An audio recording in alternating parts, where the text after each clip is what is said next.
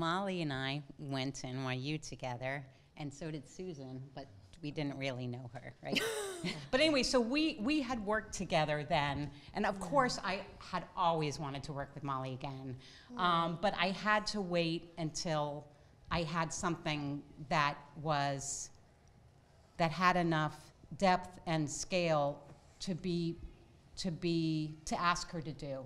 Like I wasn't gonna ask her to do anything before this. So when I was a playwright for many years downtown theater in New York. I'd worked on this story earlier about Emily Dickinson because I had come across this article in the New York Times that talked about advances in science letting us know new things about historical figures and how they were using infrared technology to restore all these erasures in Emily Dickinson's letters and all these things that were emerging. And I read this article and I was like, oh my God, oh my God, oh my God, she was involved with this other woman, oh my God. And the brother had a mistress who then published, put the poems together, and who Amy plays and Susan plays the woman Emily's involved with. And it was, her whole life was basically the total opposite of everything you'd ever heard.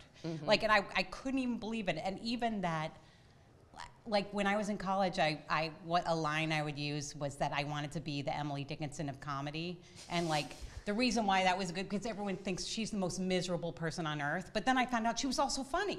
Like Emily Dickinson was also funny. So like every single thing we had heard about her wasn't true. So it was wanting to wait until I had something that I could say, here, Molly, wouldn't you love to play Emily Dickinson? That would be worth, because I work at a very small scale, a very indie DIY level filmmaker. I think it was so interesting that she was sold to the public as some spinster recluse who was so reserved, when in reality she was aggressively trying to get her poems published. She had a lively, romantic life. She was funny. It's just, but at that time, it was very hard for her. She was up against Higginson, played by Brett Gelman, and he was giving her notes on her poetry, and she couldn't get published. He favored this other poet, Helen Hunt Jackson. Helen Hunt Jackson, who made rhymes and talked about sweeter things that were a little more digestible.